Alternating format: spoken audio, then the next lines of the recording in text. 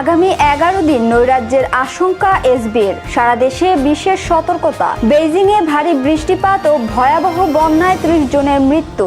প্রেম ব্যক্তিগত, সেটা গোপন রাখতে হয়, সৃজিতকে নিয়ে বললেন সুস্মিতা। আসসালামু আলাইকুম, জিবিসি টেলিভিশনে আপনাদেরকে স্বাগতম। আপনাদের সাথে আছি আমি সামিয়া সুলতানা। এতক্ষণ শুনছিলেন সংবাদ শিরোনাম, এবারে বিস্তারিত। কার্যক্রম নিষিদ্ধ হওয়া আওয়ামী লীগকে নিয়ে হঠাৎ নড়েচড়ে বসেছে পুলিশ প্রশাসন। তাদের আশঙ্কা, এই রাজনৈতিক দলটি দেশে নৈরাজ্যকর পরিস্থিতি সৃষ্টি করতে পারে। বিশেষত আগামী 29 জুলাই থেকে 8 আগস্ট পর্যন্ত সময়ে দলটির কিছু নেতা ও কর্মী সহিংসতা বা হামলা চালাতে পারে বলে ধারণা করছে পুলিশ। তাই পুলিশের বিশেষ শাখার পক্ষ থেকে পুলিশের বিভিন্ন ইউনিটকে চিঠি দিয়ে সতর্কতা জারি করা হয়েছে। পুলিশের বিশেষ শাখা আশঙ্কা করছে 29 জুলাই থেকে 8 আগস্ট পর্যন্ত সময়কে কেন্দ্র করে অনলাইন ও অফলাইনে সংঘবদ্ধ প্রচারণার মাধ্যমে নৈরাজ্য সৃষ্টির চেষ্টা করতে পারে রাজনৈতিক কার্যক্রম নিষিদ্ধ ঘোষিত আওয়ামী লীগ। দলটির কিছু নেতা ও কর্মী এ সময় সরকারি ও বেসরকারি স্থাপনায় হামলা, বিশৃঙ্খলা কিংবা ভাঙচুর চালাতে পারে বলে ধারণা করছে আইন শৃঙ্খলা রক্ষাকারী বাহিনী। এই প্রেক্ষাপটে সোমবার পুলিশের বিভিন্ন ইউনিটে একটি বিশেষ সতর্কবার্তা পাঠিয়েছে পুলিশের বিশেষ শাখা। চিঠিটি পাঠানো হয়েছে ডিএমপি কমিশনার, সিটিএসবি, বিভাগীয় উপপুলিশ কমিশনার, চট্টগ্রাম ও খুলনার স্পেশাল পুলিশ সুপার সহ দেশের সব জেলা পুলিশ সুপারের কাছে। চিঠিতে উল্লেখ করা হয়েছে, ঐতিহাসিক জুলাই অভ্যুত্থানের বর্ষপূর্তি ঘিরে সরকার বিরোধী রাজনৈতিক দল ও ফ্যাসিবাদ বিরোধী সামাজিক সংগঠনগুলো 1 জুলাই থেকে বিভিন্ন কর্মসূচি পালন করছে। এই ধারাবাহিকতায় 29 জুলাই থেকে 8 আগস্ট পর্যন্ত সময়কে বিশেষ গুরুত্বপূর্ণ হিসেবে চিহ্নিত করা হয়েছে। চিঠিতে বলা হয়েছে, এই সময়ে ফ্যাসিবাদী শক্তিগুলো দেশব্যাপী অনলাইন ও অফলাইনে উস্কানিমূলক প্রচারণা চালিয়ে নৈরাজ্য সৃষ্টি করতে পারে।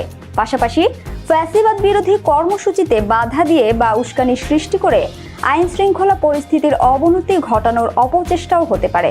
এমন পরিস্থিতিতে দেশের সকল ইউনিটকে নিজ নিজ এলাকার রাজনৈতিক পরিস্থিতি পর্যবেক্ষণ, সন্দেহভাজন ব্যক্তি ও যানবাহনের উপর নজরদারি, সরকারি বেসরকারি স্থাপনায় নিরাপত্তা জোরদার এবং সাইবার গোয়েন্দা কার্যক্রম তীব্র করার নির্দেশ দেওয়া হয়েছে।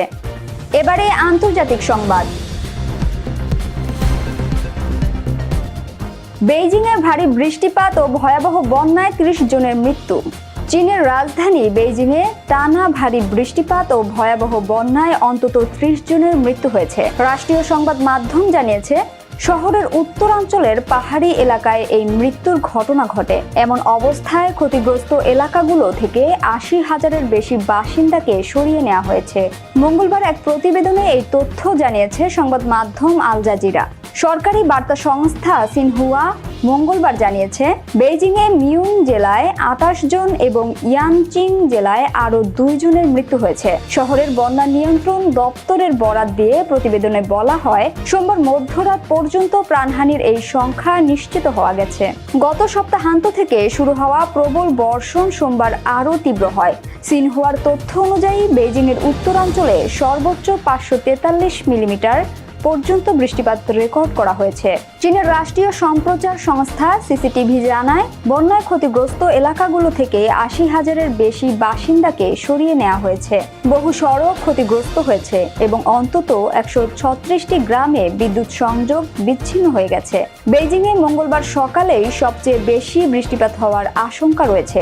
কিছু এলাকায় 300 মিলিমিটার পর্যন্ত বৃষ্টি হতে পারে বলে পূর্বাভাসে জানানো হয়েছে। 1959 সালে নির্মিত বেইজিংয়ের মিউন জেলায় একটি জলাধারের পানি ধারণ ক্ষমতা ইতিহাসের সর্বোচ্চ পর্যায়ে পৌঁছানোর পর সেখান থেকে পানি ছাড়া হয়েছে।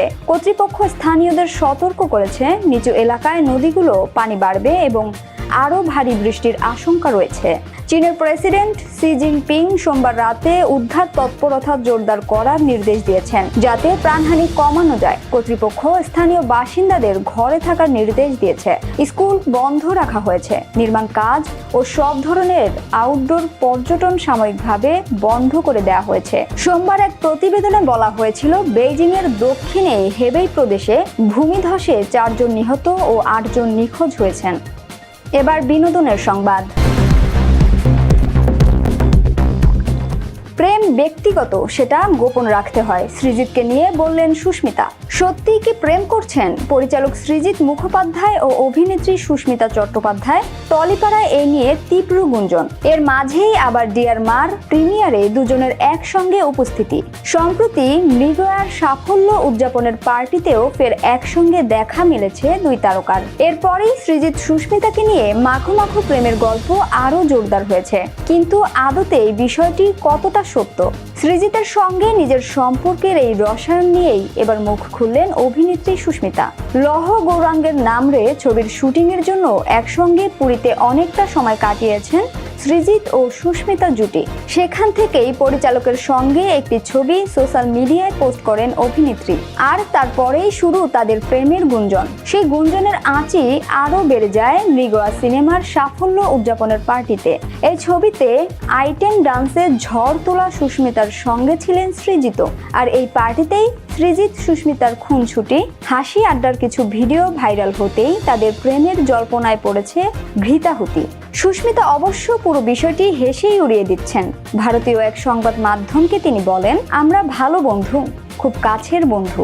তবে কেউ যদি এর খারাপ কোনো মানে বের করে সেটা তার ব্যাপার। আমি যদি সত্যিই প্রেম করতাম তবে সেই সম্পর্কটা গোপন করতাম, এইভাবে ঢাকঢোল পিটিয়ে জানাতাম না। অভিনেত্রী বলেন, কারণ আমার সঙ্গে কারো সম্পর্ক তৈরি হলে সেটা ব্যক্তিগত সম্পর্ক হবে, সেটা আমার একান্ত নিজের বিষয় হবে। তবে বন্ধুত্বের সম্পর্কে তো আর কোনো রাগ ঢাকের দরকার পড়ে না। সুস্মিতা যোগ করেন, অতীতে আমার সঙ্গে একজনের 2.5-3 বছরের একটি সম্পর্ক ছিল।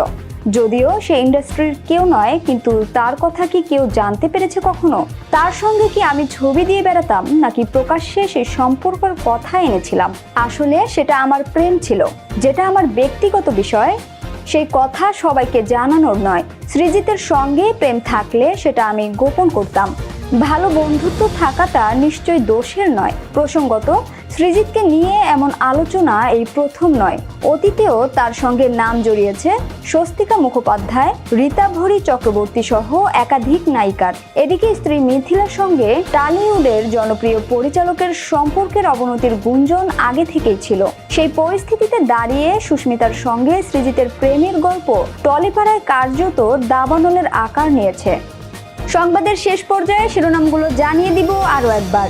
আগামী 11 দিন নৈরাজ্যের আশঙ্কা এসবির, সারা দেশে বিশেষ সতর্কতা। বেইজিংয়ে ভারী বৃষ্টিপাত ও ভয়াবহ বন্যায় 30 জনের মৃত্যু। প্রেম ব্যক্তিগত, সেটা গোপন রাখতে হয়, সৃজিতকে নিয়ে বললেন সুস্মিতা। জিবিসি সংবাদে এই ছিল এখনকার মতো। বিশ্বের যে কোনো প্রান্ত থেকে সর্বশেষ খবর জানতে ভিজিট করুন জিবিসি অফিসিয়াল ইউটিউব চ্যানেল ও ফেসবুক পেজ। এতক্ষণ সঙ্গে থাকার জন্য ধন্যবাদ সবাইকে।